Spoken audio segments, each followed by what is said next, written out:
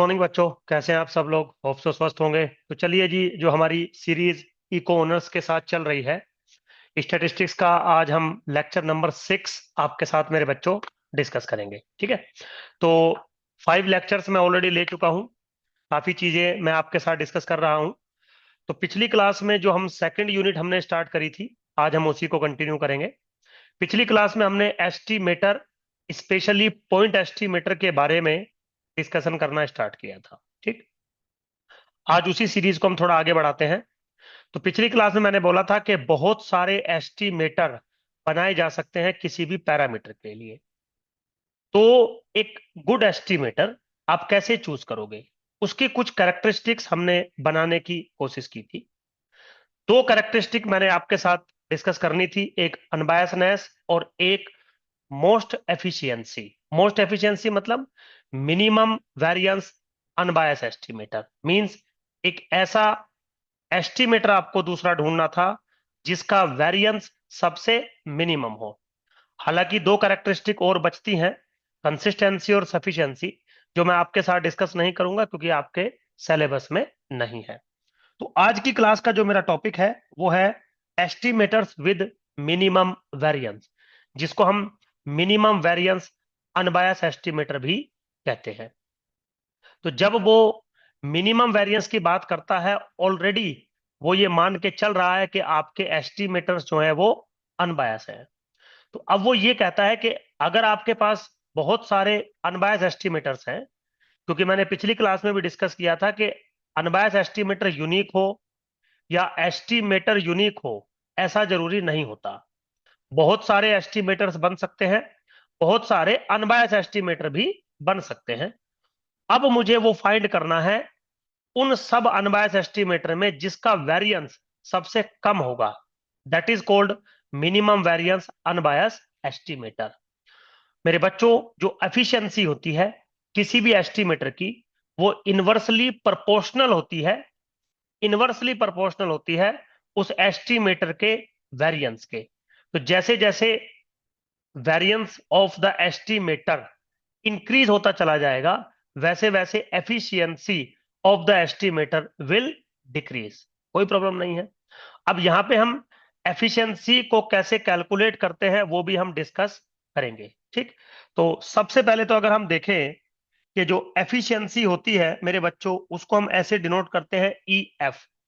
Efficiency हमेशा inversely proportional होती है 1 upon variance of your estimator के। ठीक है, प्रोपोर्शनल होती है। ठीक। तो मान लीजिए आपके पास दो एस्टिमेटर है, T1 and T2, B2 unbiased estimator of the parameter theta. अब दोनों के दोनों अनबायस एस्टिमेटर है, इसका मतलब होगा कि expectation of T1 is same as expectation of T2 which is equal to theta. ठीक है, क्योंकि एफिशिएंट एस्टिमेटर बनाने के लिए आपके एस्टिमेटर्स ऑलरेडी अनबायस होने चाहिए। तो अब आपको पता नहीं है किसका वेरिएंस कम है किसका वेरिएंस ज्यादा है। मैंने कंसिडर कर लिया, let variance of T1 is the variance of T1 and V of T2 is the variance of T2। तो अब आपको ये बताना पड़ेगा कि आप किस एस्टिमेटर की एफिशिएंसी कैलकुलेट करना चाहते हैं किसके रेस्पेक्ट में। तो उसको डिनोट करने का जो तरीका होता है मेरे बच्चों, वो ये होता है E F of T1 with respect to T2। ये लिखने का तरीका होता है कि एफिशिएंसी निकालिए किसी भी एस्टिमेटर की, सपोज T1 की, किसके रेस्पेक्ट में निकली जाती है एफिशिएंसी? किसी दूसरे एस्टिमेटर के रेस्पेक्ट में, T2 के रेस्पेक्ट में। तो efficiency of T1 with respect to T2 को हम कुछ ऐसे डिनोट करते हैं। अब बारी आती है कि सुधीर सर, इसका फॉर्मूला बनेगा is equal to variance of T2 divided by variance of T1। Be careful, जिस एस्टिमेटर की एफिशिएंसी पूछी जाती है उसका वेरिएंस डिनोमिनेटर में आता है। क्यों? क्योंकि वेरिएंस के साथ इनवर्सली रिलेशन रखती है एफिशिएंसी। तो जिसके रेस्पेक्ट में पूछी जाएगी एफिशिएंसी, उसका वेरिएंस न्यूमरेटर में आएगा, चाहे वो किसी की भी पूछे, डजंट मैटर।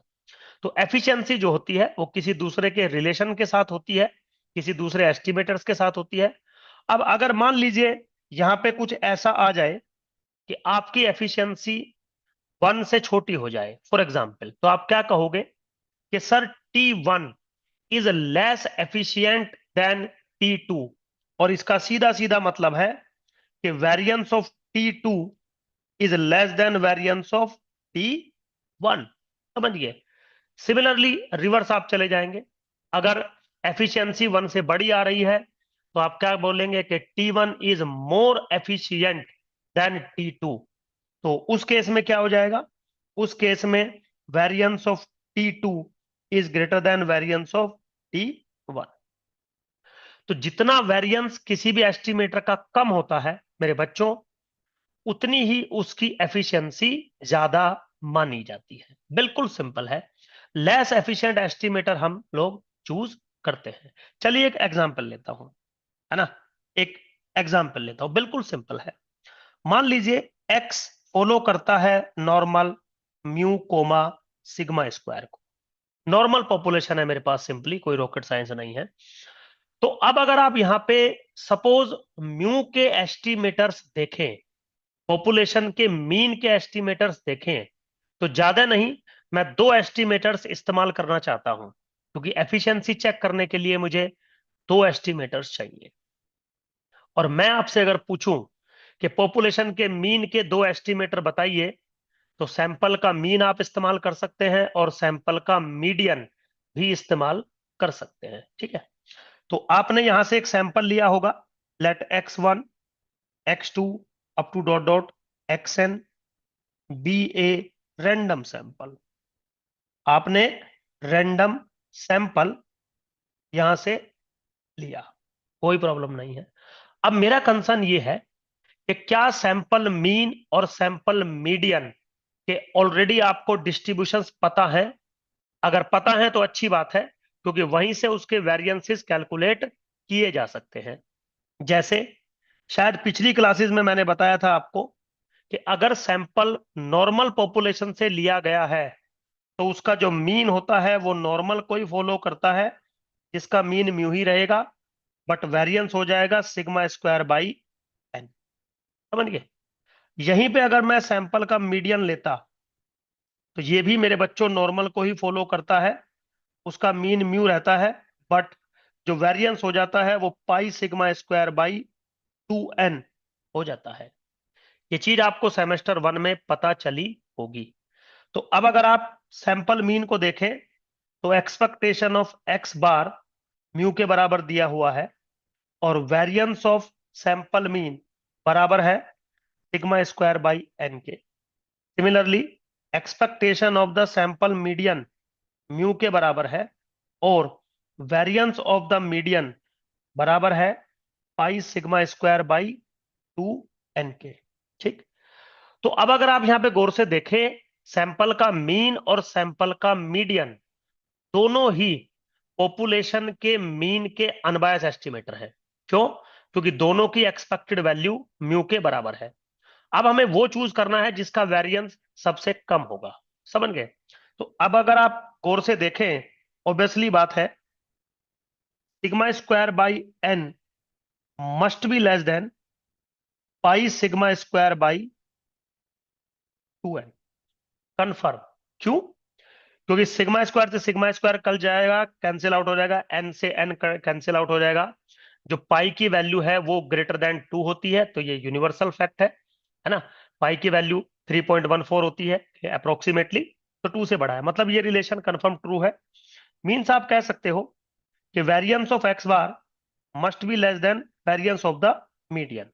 तो हम ये कह सकते हैं कि sample mean is more efficient then the median. लेकिन अगर उसका मैग्नीट्यूड पूछ लिया जाए कि कितना मोर एफिशिएंट है, तो यहां पे कैलकुलेट करना होगा efficiency of sample mean with respect to sample median according to rule. This is variance of sample median divided by variance of sample mean. आप वैल्यू पुट करिए, पाई sigma square by 2n divided by sigma square by n। ठीक है मेरे बच्चों, क्या आ जाएगा? Pi by 2 which is greater then 1। इसका मतलब सैंपल मीन का जो वेरिएंस है वो कम है सैंपल के मीडियन से, या आप ये कह सकते हो सैंपल का जो मीन है वो बेटर रिप्रेजेंटेशन दे रहा है, मोर एफिशिएंट है देन द सैंपल का मीडियन। तो कितनी एफिशिएंसी है? π/2 इज द एफिशिएंसी। ऐसे क्वेश्चंस एग्जामों में पूछे जाते हैं मेरे बच्चों। बिल्कुल सिंपल क्वेश्चन था, आप इसको क्वेश्चन नंबर 1 कंसीडर कर सकते हैं, क्योंकि हम बहुत सारे ऐसे एस्टिमेटर्स चूज करते हैं अनबायस के साथ साथ जो मोस्ट एफिशिएंट एस्टिमेटर होते हैं। तो कंपेयर करके देखते हैं, जिसका भी वेरिएंस सबसे कम मिलेगा उसको हम मोस्ट एफिशिएंट एस्टिमेटर बोल देंगे। ठीक है, चलिए आगे चलते हैं। सेकंड क्वेश्चन कंसीडर करता हूं। अच्छा क्वेश्चन है क्योंकि एग्जामों में आया हुआ है। क्या क्वेश्चन है? Let x1 x2 dot dot xn follow IID uniform 0, ठीक है बेटा। एक रैंडम सैंपल आपने लिया, किस पॉपुलेशन से? यूनिफॉर्म 0, से। ठीक। अब पिछली क्लास में अगर आप थोड़ा गौर से देखें, हमने एक एस्टिमेटर बनाया था t which is equal to max of xi। ठीक है, ये पिछली क्लास में हमने काम किया था।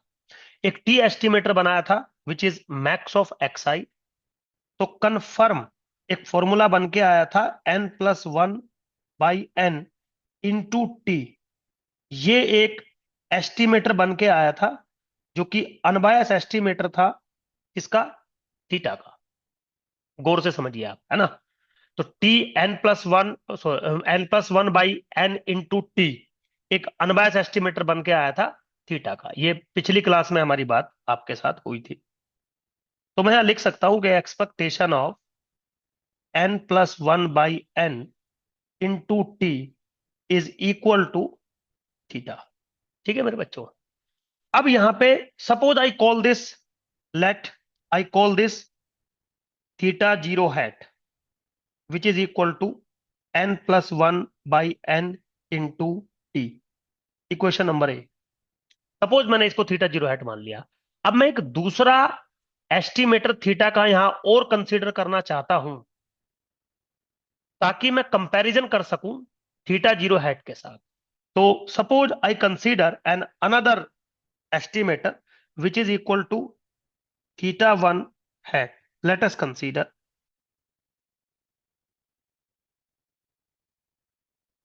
θ1 hat which is equal to the 2 times of sample mean, which is equal to the 2 times of sample mean. अब इससे क्या होगा देखिए, अगर मैं एक्सपेक्टेशन ऑफ θ1 hat यहां पे निकालूं तो this is equal to expectation of 2x bar, ठीक है, which is equal to 2 times expectation of x bar।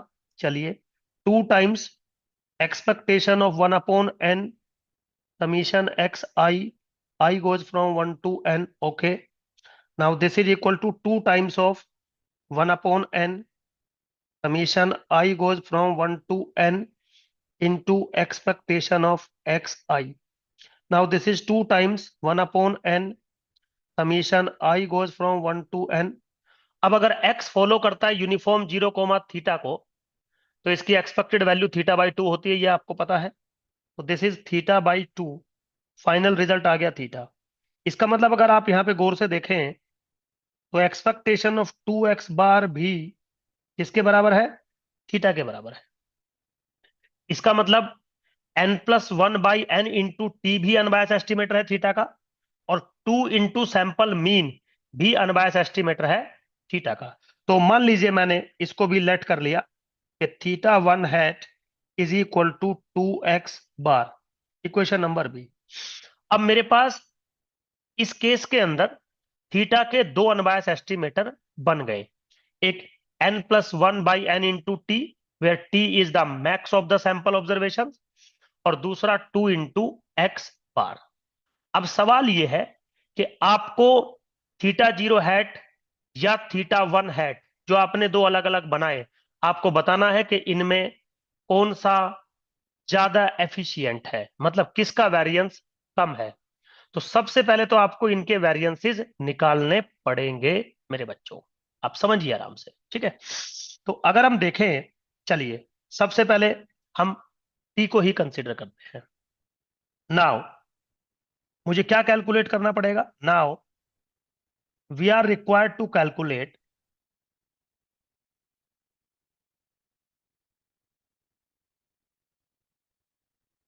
क्या कैलकुलेट करना है? Variance of theta zero hat. Now this is equal to variance of n plus 1 by n into t. Now this is equal to n plus 1 by n का whole square into variance of t। Equation number 1, ठीक है। तो पहले आपको variance of t actually में calculate करना पड़ेगा, कोई प्रॉब्लम नहीं है। आइए now, variance of t is what?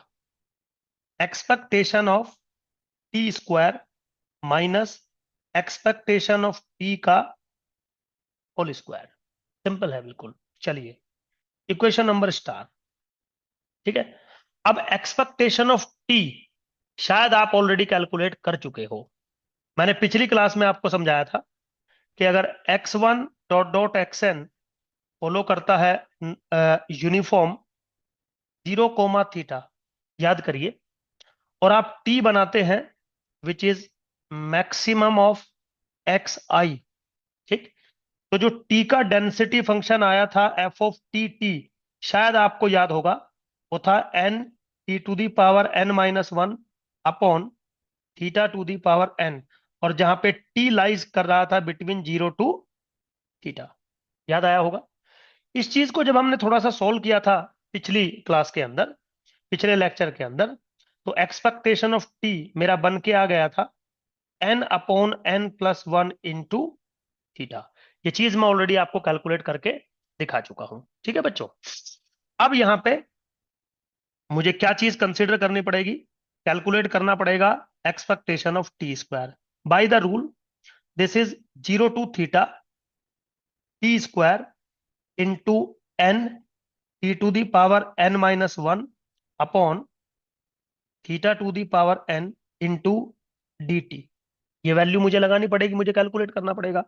Now this is equal to, n मेरा बाहर कॉमन आ गया, और theta to the power n मेरा कॉमन बाहर आ गया, 0 to theta T to the power n plus one into d t, अगर आप गौर से समझे तो। Now this is equal to n upon theta to the power n बाहर आ गया। Now this is t to the power n plus two divided by n plus two, और ये हो गया 0 to थीटा।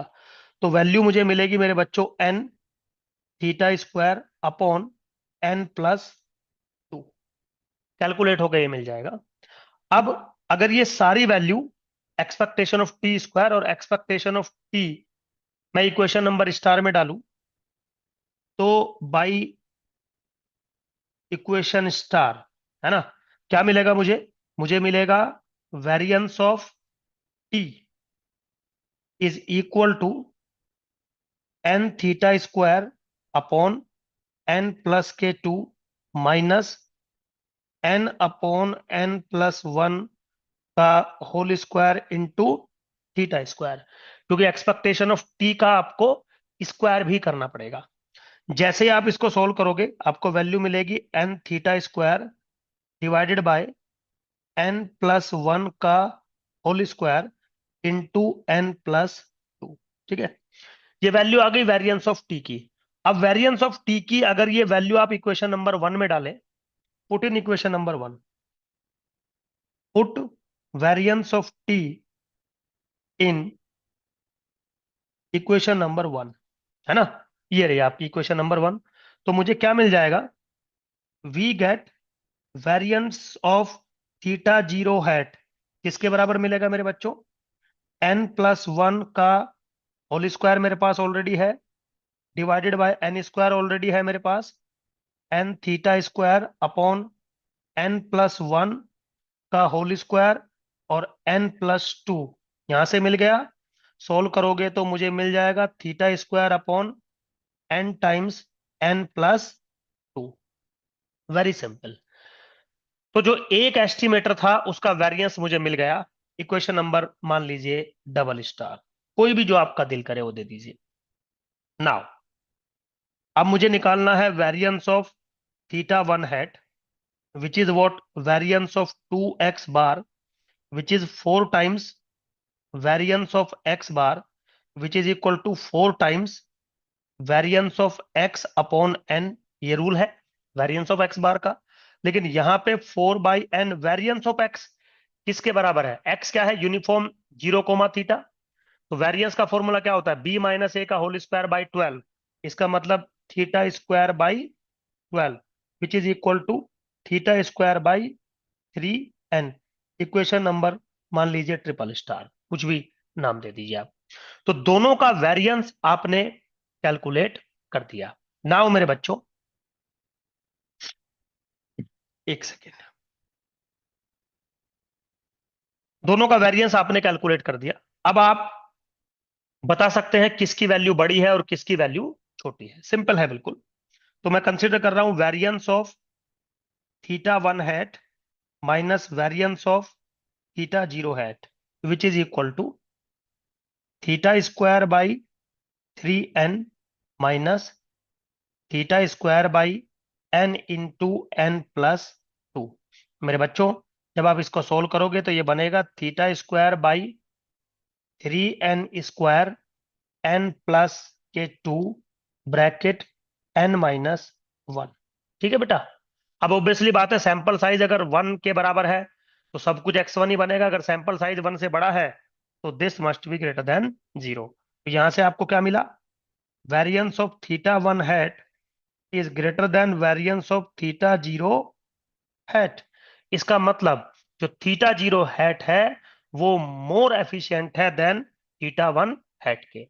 तो दोनों अनबायस एस्टिमेटर थे, तो इसमें से वो कभी कभी पूछ लेता है कि show that the theta zero hat is more efficient then the theta one hat, जो भी आपको वैल्यू दी गई है। अब अगर वो एफिशिएंसी पूछता है, नाउ अगर वो एफिशिएंसी पूछता है किसी की भी, मान लो पूछे थीटा जीरो की एफिशिएंसी बताओ with respect to theta one hat, तो फॉर्मूला क्या बनेगा? Variance of theta one hat divided by variance of theta zero hat. अब फॉर्मूला डाल दो। थीटा वन हैट का जो आपने वेरिएंस निकाला होगा, क्या निकाला है? Theta square, theta one hat का जो आपने निकाला theta square by 3n whole divided by theta square upon n times n plus के 2। कैलकुलेट कर लेना, आपकी वैल्यू इजीली मिल जाएगी। तो सिंपल है, कोई ऐसा टिपिकल टास्क नहीं है। बस याद रखेंगे कि जब हमारे एस्टिमेटर्स अनबायस हो जाते हैं तो हमारे पास बहुत सारे अनबायस एस्टिमेटर मिल जाते हैं। अनबायस एस्टिमेटर यूनिक नहीं होता। फिर हम ये कोशिश करते हैं कि उसका जो वेरिएंस है वो किस फॉर्मेट में बनेगा। वेरिएंस हमारा मतलब वेरिएंस मिनिमम किसका होगा, तो जिसका वेरिएंस मिनिमम होगा उसको हम minimum variance unbiased estimator consider करके चलते हैं बच्चों। ठीक है, चलिए वेरी सिंपल। अभी आगे जब हम बैक एक्सरसाइज के क्वेश्चंस करेंगे तो वहां पे हम कुछ बातें करेंगे। चलिए, अगला मेरा है sampling distribution of sample proportion. बिल्कुल सिंपल है। एक्चुअली क्या है, यहां पर ये टॉपिक मैं इंट्रोड्यूस कर रहा हूं। कुछ लोग जो आपकी पहली यूनिट है, यूनिट वन, उसमें भी इस टॉपिक को इंट्रोड्यूस करते हैं, डजंट मैटर। सबसे पहले कॉन्सेप्ट क्या है? अब तक जो हम बात करते हुए आए हैं वो पॉपुलेशन के मीन, सैंपल के मीन की, पॉपुलेशन के वेरिएंस, सैंपल के वेरिएंस की बात करते हुए आए हैं। अब हम बात करते हैं पॉपुलेशन के प्रपोर्शन और सैंपल के प्रपोर्शन के बारे में। एक्चुअली पॉपुलेशन के प्रपोर्शन का मीनिंग क्या होता है या उसको हम कैलकुलेट क्यों करते हैं? सबसे पहले तो जो प्रपोर्शन टर्म है इसका मतलब होता है प्रोबेबिलिस्टिक बिहेवियर या प्रोबेबिलिटी। ये मेरे बच्चों थ्योरी ऑफ एट्रीब्यूट में काम आती है। थ्योरी ऑफ एट्रीब्यूट हो सकता है आपने कभी नहीं पढ़ा हो, आगे चल के पढ़ोगे, लेकिन थोड़ा सा मैं आपको एक चीज समझा रहा हूं। कभी कभी क्या होता है, हम किसी भी पॉपुलेशन को किसी एट्रीब्यूट के थ्रू दो पार्ट में डिवाइड करते हैं। एट्रीब्यूट का मतलब होता है क्वालिटी। किसी भी पॉपुलेशन को हम क्वालिटी के रेस्पेक्ट में दो पार्ट में डिवाइड करते हैं। जैसे मान लीजिए कोई पॉपुलेशन है और मैंने एक एट्रीब्यूट लगाया ड्रिंकिंग, तो either you are a drinker और you are a not a drinker, समझ गए? तो दो पार्ट होंगे। या फिर मैंने कोई एट्रीब्यूट लगाया ड्राइविंग, तो either you are a driver और you are a not a driver. Driver मतलब you have a driving licence और not having the driving licence. तो जब भी पॉपुलेशन दो पार्ट में डिविजिबल होती है, तो हम ये कहते हैं कि उस पॉपुलेशन में से अगर मैं कुछ ऑब्जर्वेशंस को एज ए सैंपल में सेलेक्ट करूं, तो उन ऑब्जर्वेशंस के अंदर कुछ यूनिट्स ऐसी होंगी जो उस एट्रीब्यूट को अपने अंदर रखती होंगी और कुछ नहीं रखती होंगी। तो favourable cases divided by total cases अगर मैं निकालूं, तो proportion of the system calculate होके आता है। ये काम अगर आप पॉपुलेशन के साथ करते हैं तो पॉपुलेशन प्रोपोर्शन बन के आता है। यही काम अगर आप सैंपल के साथ करते हैं तो सैंपल प्रोपोर्शन बन के आता है। समझ गए? जैसे मान लीजिए फॉर एग्जांपल एक पॉपुलेशन है मेरे पास, सपोज जिसमें 100 लोग हैं, सपोज फॉर एग्जांपल, और मैंने बोला भाई इसमें से कितने ड्रिंकर हैं और कितने ड्रिंकर नहीं है। तो सपोज 60 लोगों ने बोला कि ड्रिंकर हैं, तो ऑब्वियसली 40 जो होंगे वो नॉन ड्रिंकर होंगे। तो अगर मैं पॉपुलेशन प्रोपोर्शन देखूं ड्रिंकर का, तो 60/100, क्योंकि पूरी पॉपुलेशन में से 60 लोग थे जो ड्रिंकर थे, बाकी ड्रिंकर नहीं थे। तो इस बात की प्रोबेबिलिटी कि अगर मैं कोई एक एलिमेंट या एक पर्सन इस पॉपुलेशन से पिक करूं वो ड्रिंकर होगा, इसका कितना प्रोपोर्शन है, इसका कितना प्रोबेबिलिटी है, विच इज 60/100। कोई प्रॉब्लम नहीं है। लेकिन यहां पे जो पी मैंने दिया है ये मुझे जर्नली एस्टिमेट करना होता है। तो एस्टिमेट करूंगा तो क्या करूंगा, मैं यहां से एक सैंपल ले लूंगा। मान लीजिए मैंने 10 लोगों का सैंपल लिया, तो क्या ये जरूरी है इन 10 लोगों में से 6 ही ड्रिंक करते हो और ना करते हो? ऐसा तो जरूरी है नहीं। तो हम क्या कहते हैं कि अगर आपने 10 यूनिट्स का सैंपल लिया, तो मान लीजिए इसमें से n लोग ऐसे हैं जो ड्रिंक करते हैं, तो सैंपल प्रोपोर्शन जो आएगा वो आएगा n/10। तो this small p is sample proportion, this capital P is population proportion. तो ये जो सैंपल p है इससे हम एस्टिमेट करते हैं पॉपुलेशन के प्रोपोर्शन को। जैसे हम पॉपुलेशन के मीन को एस्टिमेट करते थे सैंपल के मीन से, पॉपुलेशन के वेरिएंस को एस्टिमेट करते थे सैंपल के वेरिएंस से, ऐसे ही हम पॉपुलेशन के प्रोपोर्शन को एस्टिमेट करते हैं बाय द सैंपल का प्रोपोर्शन। बिल्कुल सिंपल है मेरे बच्चों, कोई रॉकेट साइंस नहीं है। ये चीजें वर्क कैसे करती है थोड़ा सा मैं आपको समझाता हूं। वो कहता है कि अगर x एक रैंडम वेरिएबल है जो फॉलो करता है बाइनोमियल को which is n comma p, and this is my capital P। ठीक है? n क्या है? नंबर ऑफ ट्रायल्स, और p क्या है? Number of success. कोई प्रॉब्लम नहीं है। ठीक है? अब यहां पे अगर मैं एक सैंपल ले लूं कितने भी यूनिट्स का, n यूनिट्स का, m यूनिट्स का, जो भी आप डिनोट करना चाहें, बस कंफ्यूजन नहीं होना चाहिए जो नोटेशंस आपने ली है। तो मेरे बच्चों एक्सपेक्टेशन ऑफ x अगर बनेगी वो होगा n इंटू कैपिटल P। ये रूल है, बाइनोमियल में पढ़ा होगा आपने। अगर मैं इसको थोड़ा सा डिफाइन करूं, तो this is expectation of x/n is equal to capital P। Capital क्या है? P क्या है? The population proportion. तो according to rule, if I define small p is equal to x/n, तो x/n क्या है कि अगर मेरे पास n ऑब्जर्वेशंस का सैंपल है, उसमें से x पर्सन्स वो हैं जो ड्रिंक करते हैं। तो सैंपल प्रोपोर्शन क्या आ गया? x/n। Now this x/n is estimator of p, and according to equation number star, expectation of small p is equal to capital P। इसका मतलब जो स्मॉल p है ये आल्सो अनबायस एस्टिमेटर है कैपिटल P का, which is the population proportion. Simple है बिल्कुल मेरे बच्चों। तो बहुत सारे ऐसे मैथमेटिशियंस हैं जो सैंपल प्रोपोर्शन और पॉपुलेशन प्रोपोर्शन में बात करते हैं। कुछ अगर हम और डिटेल डिस्कशन करें, तो जो स्मॉल p है वो एक एस्टिमेटर है, स्टैटिस्टिक्स है, जिससे आप एस्टिमेट करते हैं कैपिटल P को। तो कन्फर्म स्मॉल p एक रैंडम वेरिएबल बनेगा जिसकी एक्सपेक्टेड वैल्यू मैंने आपको बता दी। यहीं पे मैथमेटिशियन कहते हैं कि अगर आप इसका वेरिएंस निकालना चाहेंगे तो वो बनेगा n minus n divided by n minus one into p one minus p upon the small n, where capital N is the size of the population. कोई प्रॉब्लम नहीं है, बिल्कुल वेरी इजी, मतलब ये सिंपल टास्क है, कोई ऐसे typical task मेरे बच्चों ये नहीं होते। ठीक, चलिए खैर आगे चलते हैं। अब जो मेरा अगला टॉपिक है that is standard error. Simple है, स्टैंडर्ड और एरर ऑफ एन एस्टिमेटर। देखिए बच्चों, सिंपल वर्क है। क्या सिंपल वर्क है, समझाता हूं एक चीज आपको। जैसे मान लीजिए आपने किसी भी एस्टिमेटर टी से आपने थीटा को एस्टिमेट किया, कोई बात नहीं, सच दैट, कैसे एस्टिमेट किया? Suppose for example expectation of T is equal to theta. तो आपने ये कह दिया कि सुधीर सर हमारा जो टी है वो एक अनबायस एस्टिमेटर है। मैंने बोला बिल्कुल ठीक है। अनबायस एस्टिमेटर का मतलब है कि जो टी आप बना रहे हो उसकी जो सेंट्रल वैल्यू है वो थीटा के बराबर है। ठीक, लेकिन इसमें कुछ ना कुछ तो वेरिएशन होगा जिसको आप कैलकुलेट करते हो वेरिएंस ऑफ टी से, जो कि बेसिकली एक एरर को रिप्रेजेंट करता है जिसको हम कहते हैं standard error of an estimator. कि जब आप एस्टिमेटर बना रहे हो उसके अंदर एक फिक्स एरर इन्वॉल्व होती है, that is called the standard error. तो standard error in some estimator is nothing but under the root of variance of that estimator. ये इनबिल्ट होती है, ये फिक्स होती है, ये यूनिवर्सल फैक्ट है कि किसी भी एस्टिमेटर से अगर आप पैरामीटर को एस्टिमेट करते हैं तो उसके अंदर एक एरर इंट्रोड्यूस होती है। ऑब्वियसली बात है दोनों की वैल्यू बराबर नहीं होती, पैरामीटर एस्टिमेटर्स के बराबर बने ऐसा जरूरी नहीं होता है, कुछ एरर होती है। उसकी जो स्टैंडर्ड एरर है उसको हम कैलकुलेट करते हैं by the under root of variance of T.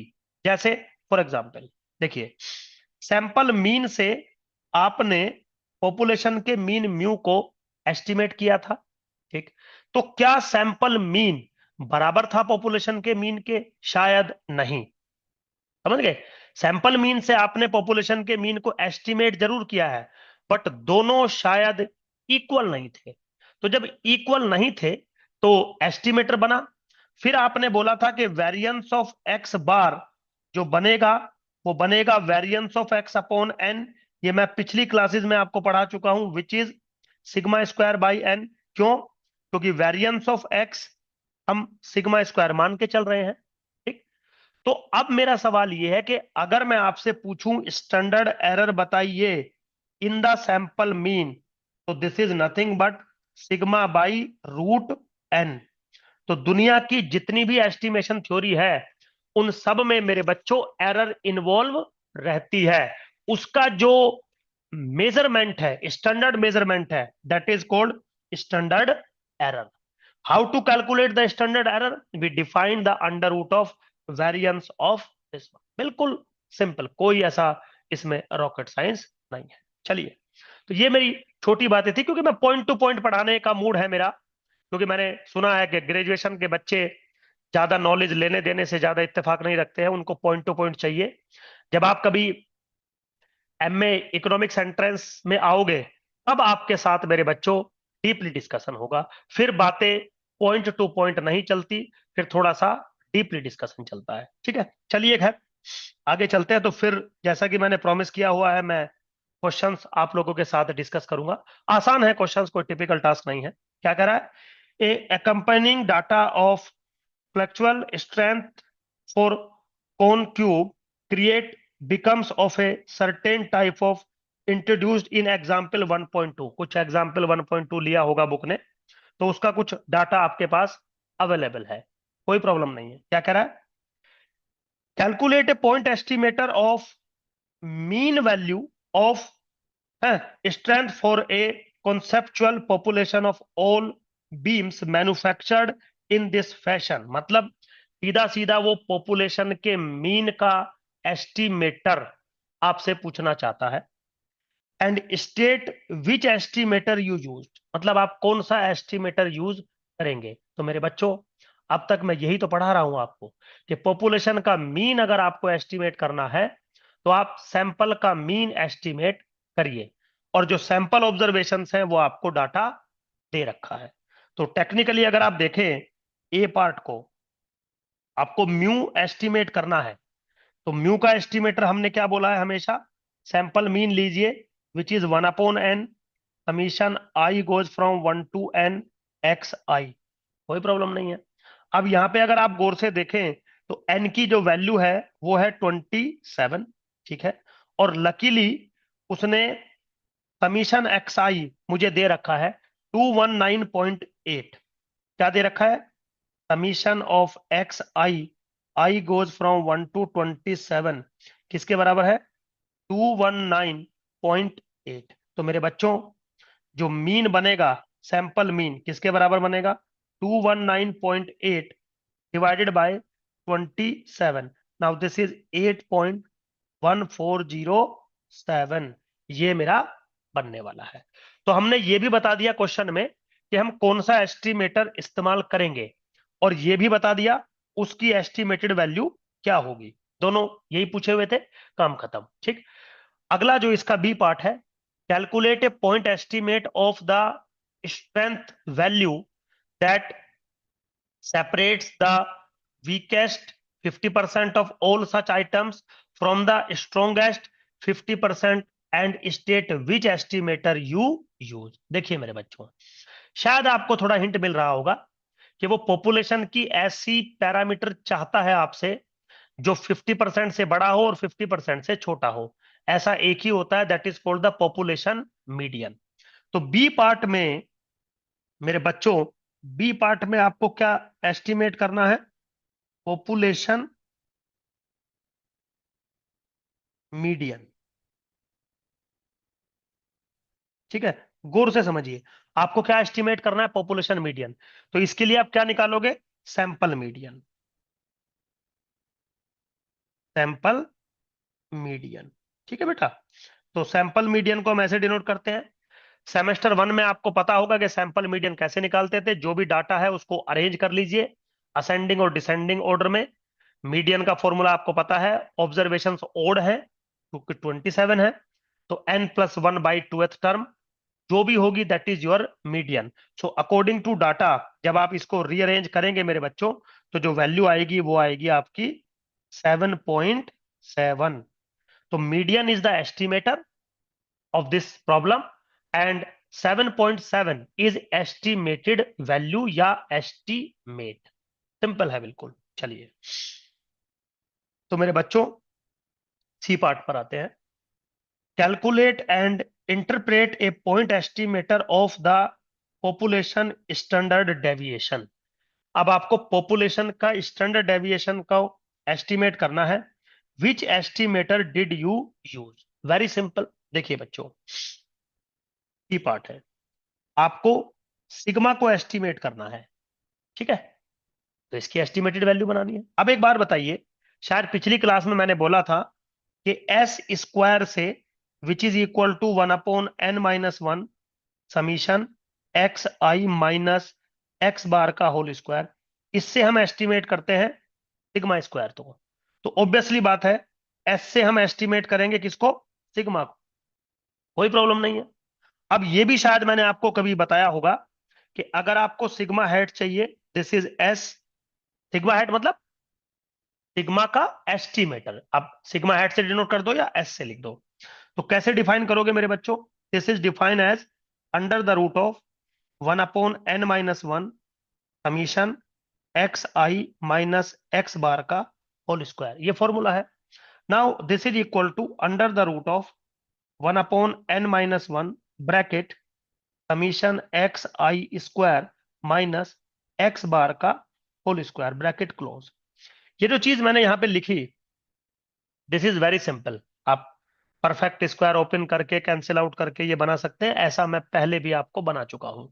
अब मैं ऐसा आपको मैंने क्यों बनवाया, क्योंकि एक्स बार आप ऑलरेडी डाटा का कैलकुलेट कर चुके हैं और समीशन एक्स आई की वैल्यू आपको दे रखी है, समीशन एक्स आई स्क्वायर की वैल्यू आपको दे रखी है।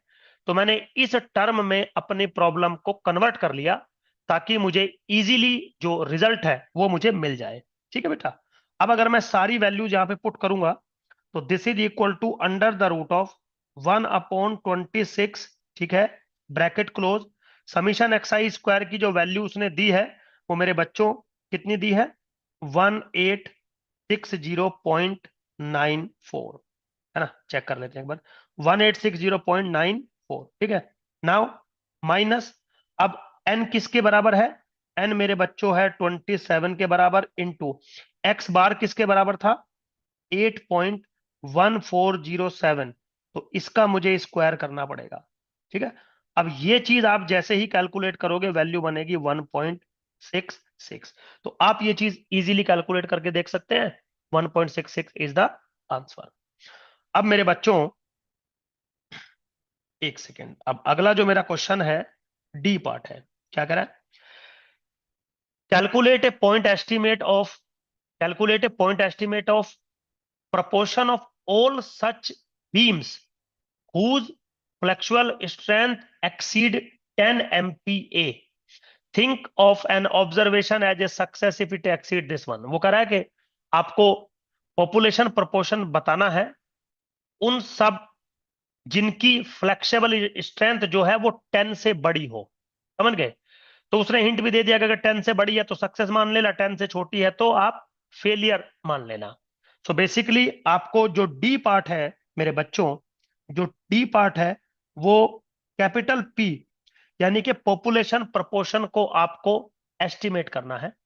तो इसका एस्टिमेटर क्या होगा, sample proportion which is x upon n. X क्या है, number of success divided by total sample size.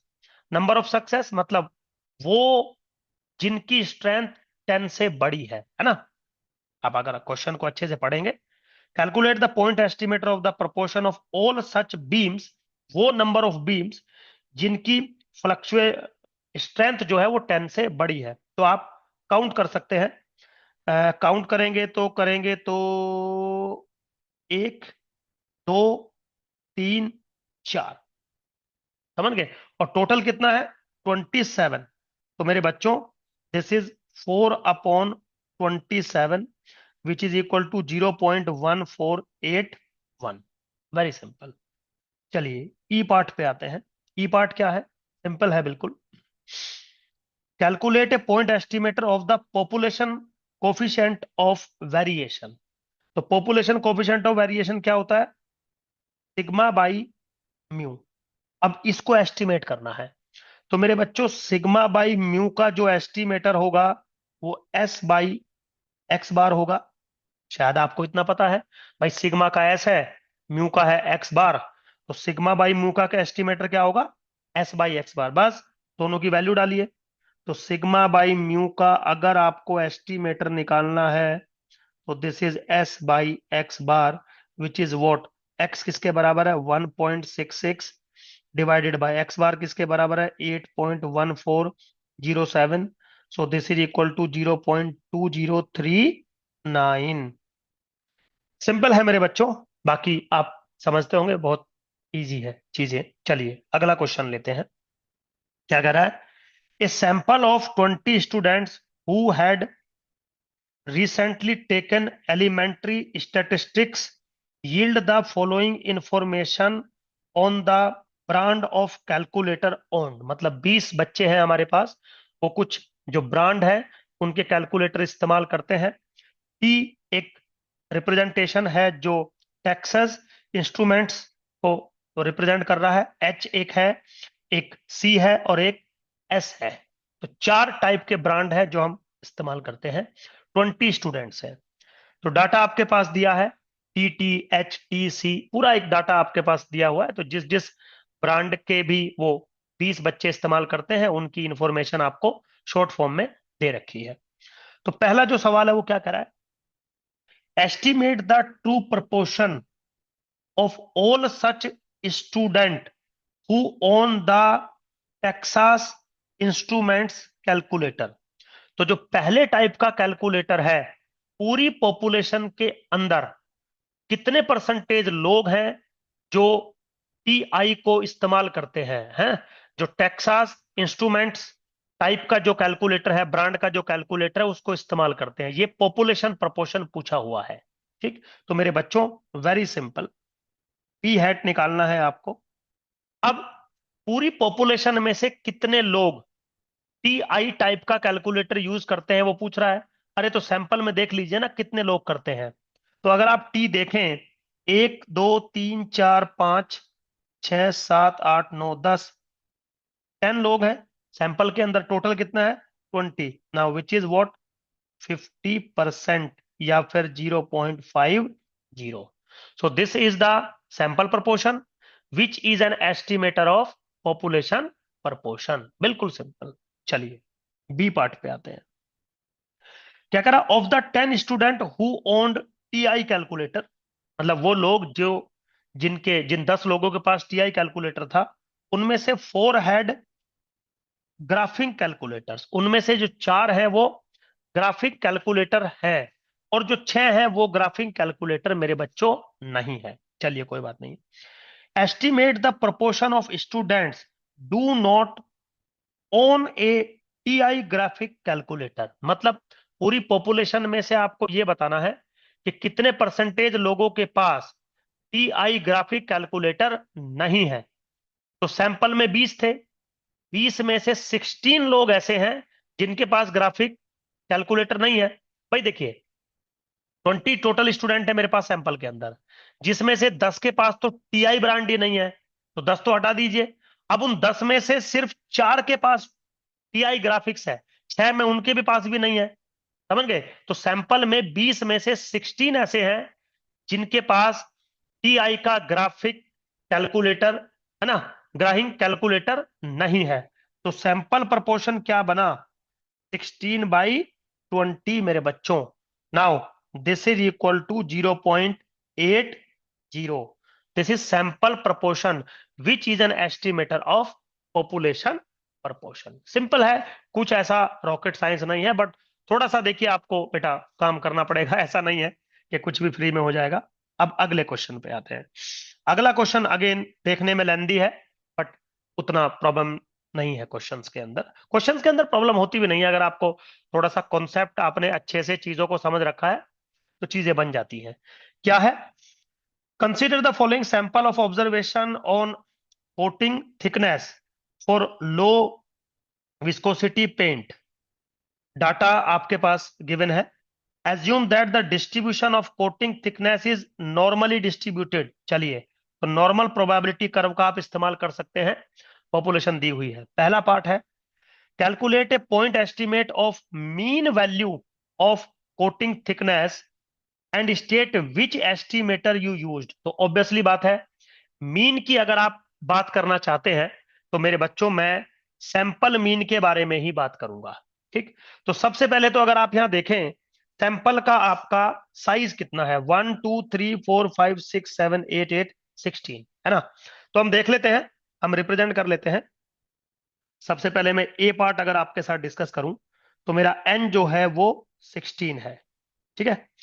अब पॉपुलेशन के मीन का एस्टिमेटर चाहिए, तो मैं पॉपुलेशन के मीन का एस्टिमेटर हमेशा यूज करता हूं sample mean, which is what 1/16 summation I goes from 1 to 16 X I.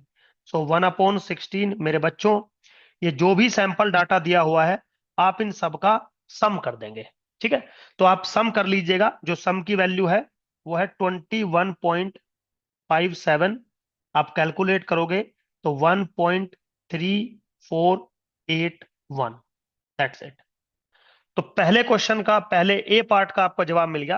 Calculate a point estimator of mean, है ना, and which estimator you use. तो we use the sample mean and the estimated value is nothing but 1.3481। Simple था बिल्कुल। चलिए now B part पे हम काम करते हैं। बी पार्ट क्या कह रहा है? Calculate a point estimate of the median of the coating thickness distribution and state which estimator you use. ठीक, अब वो कह रहा है कि जो पॉपुलेशन है आपकी उसके मीडियन को एस्टिमेट करके दिखाइए। बस समझिए, तो बहुत सिंपल है, लेकिन एक चीज यहां समझा देता हूं। क्योंकि यहां पर पॉपुलेशन जो है वो नॉर्मल है, और नॉर्मल रैंडम वेरिएबल सिमेट्रिक होता है। सिमेट्रिक होता है तो मीन मीडियन मोड तीनों बराबर होंगे। तो जो चीज मीन है पॉपुलेशन की वही पॉपुलेशन का मीडियन है। तो अभी तो आप मीन को एस्टिमेट करके आए हो जिसकी वैल्यू थी 1.3481। इसका मतलब जो पॉपुलेशन का मीडियन है, जो कि मीन के ही बराबर है, उसका एस्टिमेटर भी 1.3481 ही होगा। ऑब्वियसली बात है, मीडियन कहने से उसकी नेचर तो चेंज हो नहीं जाएगी। अगर पॉपुलेशन नॉर्मल नहीं होती, कोई ऐसी पॉपुलेशन होती मेरे बच्चों जो एसिमेट्रिक है, तो मीन मीडियन मोड बराबर नहीं होते, फिर आपको पॉपुलेशन के मीडियन को एस्टिमेट करने के लिए सैंपल का मीडियन निकालना पड़ता। समझ गए? तो बी पार्ट क्या है? Population median is also population mean, which is mu, for example. So this implies mu hat is also x bar, which is equal to 13481 and point. That's it. समझ गए ना? तो पॉपुलेशन का median आपसे estimate करने के लिए बोला गया है। तो आप सैंपल का मीडियन निकाल सकते हैं, मुझे कोई प्रॉब्लम नहीं है, लेकिन क्योंकि नॉर्मल है, तो जो पॉपुलेशन का मीन है उसी के बराबर पॉपुलेशन का मीडियन बनेगा, तो एस्टिमेटर भी सेम ही बनेगा। ठीक है, चलिए अब बात करते हैं सी पार्ट की। सी पार्ट क्या है? Calculate a point estimate of the value that separate the largest 10% of the values in thickness distribution from the remaining 90% and state which estimator you used। देखिए मेरे बच्चों, सेमेस्टर 1 में आपने पढ़े होंगे पार्टीशन ऑफ द ऑब्जर्वेशंस, जिसमें आपने quartiles, percentiles, deciles, ऑक्टाइल्स, ये सब चीजें पढ़ी होंगी। तो एक्चुअली में ये परसेंटाइल्स का क्वेश्चन है। वो कह रहा है कि उस पॉइंट को एस्टिमेट करिए जो पूरे पॉपुलेशन के डाटा को 90% ग्रेटर रहे और 10% छोटा रहे, सेपरेट करे। तो इसका मतलब आप एक्चुअली में सी पार्ट में P90 यानी कि 90th परसेंटाइल को आप एस्टिमेट करना चाहते हैं। तो क्योंकि यहां पर पेरेंट पॉपुलेशन नॉर्मल है, समझ गए, तो आपको जो परसेंटाइल जो कैलकुलेट करना है 90th परसेंटाइल, वो स्टैंडर्ड नॉर्मल वेरिएट के थ्रू करना पड़ेगा। अगर पॉपुलेशन नॉर्मल नहीं होती तो मैं सैंपल का 90th परसेंटाइल कैलकुलेट कर देता और वो एस्टिमेट कर देता पॉपुलेशन के 90th परसेंटाइल को। कोई प्रॉब्लम नहीं है, आप जैसे मर्जी करिए, मुझे कोई प्रॉब्लम नहीं है। बट अगर उसने स्पेसिफिकली ये दिया है कि आपका पॉपुलेशन नॉर्मल है, तो नॉर्मल का आपको इस्तेमाल करना है। इसका मतलब ये है मेरे बच्चों, अगर x आपका एक नॉर्मल रैंडम वेरिएबल है, बात समझिए, और आपसे कहा जाए कि 90th परसेंटाइल पॉइंट बताइए, तो if a is P90, a is P90 मतलब 90th परसेंटाइल, तो confirm probability that x is greater than equal to a is equal to होगा 0.10 के। समझिए आप बात को, है ना? तो a वो पॉइंट होगा जिससे बड़े जो x होंगे वो सिर्फ 10% होंगे, तो 10% मतलब 0.10, और जो छोटे होंगे वो 90% होंगे। तो बेसिकली आपको P90 जो निकालना है वो एक्चुअली में वो a रिप्रेजेंट हो रहा है, कोई प्रॉब्लम नहीं है। तो a आपको कैलकुलेट नहीं करना, a आपको एस्टिमेट करना है, क्योंकि a जो है is nothing but capital P90, है ना?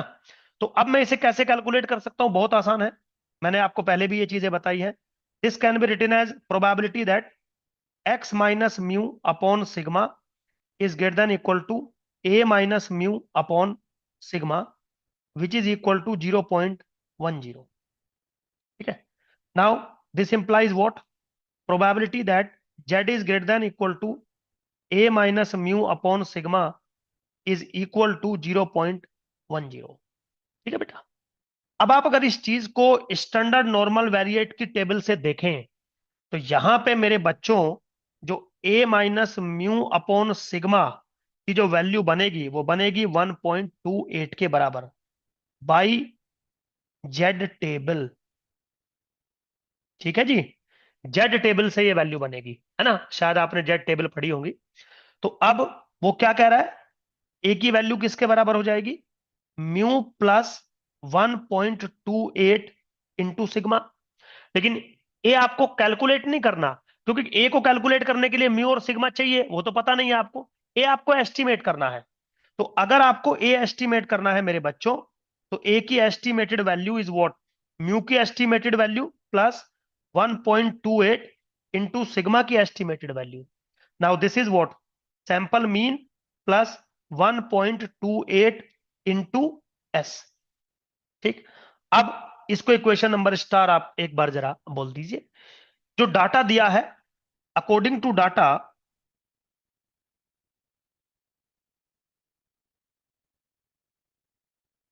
अकॉर्डिंग टू डाटा मेरे बच्चों, जो सैंपल का मीन है वो 1.3481 है, मैं कैलकुलेट कर चुका हूं।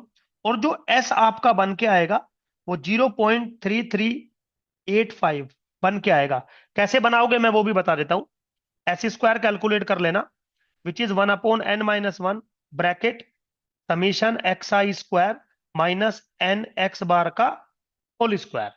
तो जो डाटा दिया है समीशन एक्स आई स्क्वायर उसका कैलकुलेट हो जाएगा, ये वैल्यू आपको मिल जाएगी। तो according to the about discussion, जो ए की एस्टिमेटेड वैल्यू बनेगी वो 1.3481 नाउ प्लस 1.28 इंटू 0.3385। जैसे ही आप इसको कैलकुलेट करोगे 1.7814 आपको वैल्यू मिलती हुई चली जाएगी। तो इसका मतलब 1.7814 is the 90th percentile estimated value, जो पॉपुलेशन के लिए है। ठीक, सिंपल था बिल्कुल। अब मेरे बच्चों, सी तक हो गए हम, आगे चलते हैं। वो कह रहा है कि एस्टिमेट करो probability that x is less than 1.5, that means the proportion of all thickness values less than 1.5। आपको इसको एस्टिमेट करना है, वेरी सिंपल। तो ये मेरे हिसाब से हमारा डी पार्ट है। तो सबसे पहले मैं कैलकुलेट कर रहा हूं probability that x is less than 1.5 according to rule. This is probability that x minus mu upon sigma less than 1.5 minus के म्यू अपॉन सिग्मा, कोई प्रॉब्लम नहीं है। Now this is probability that z is less than 1.5 minus के mu upon sigma. ठीक है बेटा, ये किसके बराबर था? ये probability that x is less than 1.5। अब गौर से समझिएगा एक चीज, ये चीज इसके बराबर है, लेकिन आपको जो लेफ्ट हैंड साइड में लिखा है probability that x is less than 1.5, ये नहीं चाहिए था, इसकी एस्टिमेटेड वैल्यू चाहिए थी। तो अगर मैं आपसे कह दूं probability that x is less than 1.5 की एस्टिमेटेड वैल्यू निकालिए, तो वो बराबर हो जाएगा probability Z less than 1.5 minus X bar upon S. क्योंकि अगर आप लेफ्ट हैंड साइड को एस्टिमेट करते हो तो obviously corresponding right hand side भी एस्टिमेशन में चली जाएगी। तो म्यू का एस्टिमेटर हो जाएगा एक्स बार और सिग्मा का एस्टिमेटर हो जाएगा एस, जो आपने ऑलरेडी कैलकुलेट किए हुए हैं। तो किसके बराबर बनेगा? Probability that z is less than 1.5 minus, ऊपर हमने इनकी वैल्यूज कैलकुलेट करी हैं, 1.3481 divided by 0.3385। Now this is probability that z is less then 0.45। आप मेरे बच्चों इसको सोल्व करोगे या जेड की टेबल देखोगे तो आपको ये वैल्यू अप्रोक्सीमेटली मिल जाएगी। मैंने कई बार आपको बोला है कि जेड की टेबल देखना अच्छे से सीख लीजिए, समझ लीजिए, बेहद जरूरी है। ठीक, चलिए अगले लास्ट पार्ट पे आते हैं। ई पार्ट है, क्या कह रहा है? What is the estimated standard error of the estimator that you use in part B. तो पार्ट बी में जो आपने यूज किया है उसकी स्टैंडर्ड एरर को आपको एस्टिमेट करना है। तो सबसे पहले तो स्टैंडर्ड एरर इन एक्स बार बताइए, क्योंकि पार्ट बी में आपने सैंपल का मीन यूज किया है। उसकी स्टैंडर्ड एरर क्या होगी? Under the root of variance of X bar, किसके बराबर होगा? Sigma by root n. अब वो सिग्मा बाई रूट एन तो आप बता नहीं सकते, इसको एस्टिमेट करना है। तो standard error in x bar को एस्टिमेट करना है, तो sigma hat upon root n, यानी कि एस अपॉन रूट एन। ठीक है मेरे बच्चों, एस किसके बराबर है? 0.3385 under root of n under root of 16। Solve करोगे 0.0846 बनेगा। सिंपल है बिल्कुल, कोई रॉकेट साइंस नहीं है, कोई टिपिकल टास्क नहीं है। ठीक है मेरे बच्चों, तो होप सो बेटा आप लोगों को समझ में आया होगा। ठीक है, चलिए फिर थैंक यू वेरी मच। कोई डाउट होगा तो आप पूछ सकते हैं, राइट? चलिए, थैंक यू मेरे बच्चों।